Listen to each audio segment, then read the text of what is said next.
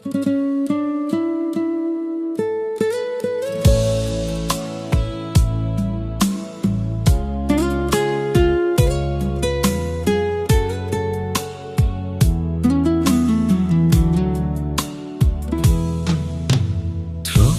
ថាស្នេហ៍យើងនឹងដើរដល់ថ្ងៃចុងក្រោយតែអ្វីដែលបងទទួលមានតែភាពស្ងៀមស្ងាត់សារដែលបងផ្ញើទៅ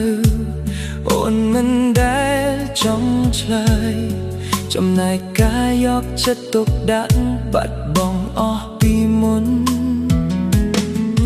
រាល់ថ្ងៃបងព្យាយាមថែរក្សាស្នេហ៍មួយនេះតែអូនមើលរំលងដូចបងគ្មានតម្លៃចិត្តដែលធ្លាប់កក់ក្ដៅคล้ายជាភាពត្រជាក់ហើយស្នេហ៍ដែលធ្លាប់ស្រស់ស្អាតคล้ายជាការឈឺចាប់ហត់ណាស់ដែលត្រូវរត់តាមមនុស្សដែលមិនចង់ឈប់រងចាំ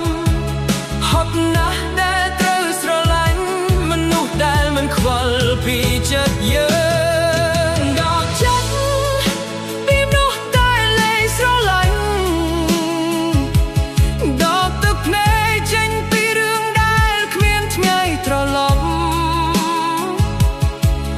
បាននៅជាមួយគ្នាហើយមានតែការឈឺចាប់ប្រសើរជាងនេះគឺយើងនិយាយពីលីដល់ចិត្តតួនៅសល់តែនៅក្រឡុកដកស្រមៃចេញពីអនាគតដែលគ្មានអូនពេលស្នេហ៍ដែលមកដល់ផ្លូវបញ្ចប់យើងគួរតែសុំលាដោយមិនចាំបាច់ស្អប់គ្នាបងដឹងថាចិត្តអូនមិននៅក្បែរបងទៀតទេទូរាងកាយនៅចិត្តតែបេះដូងនៅឆ្ងាយអូនមិនដែលសួរថាបងសុខឬទេថ្ងៃនេះ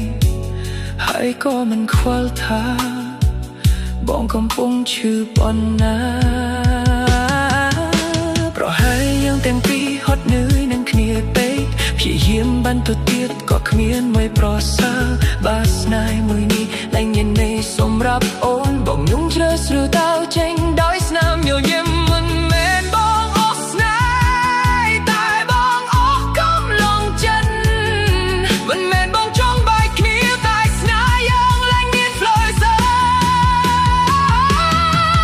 ដល់ចិត្តពីអូនទាំងលំបាកបំផុតต้องអនុស្សាវរីយ៍លាក់នៅក្នុងបេះដូងថ្ងៃណាអូននឹកឃើញរឿងយ៉ាងសំដឹងថាបងធ្លាប់ស្រឡាញ់អូន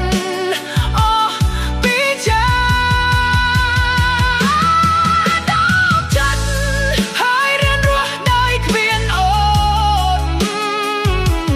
ទូនមានទឹកភ្លេចក៏បងនឹងទទួលយកព្រោះពេលមនុស្សពីរហត់នឹងគ្នាការលាគ្នាអាចជារឿងល្អជាងការបន្ត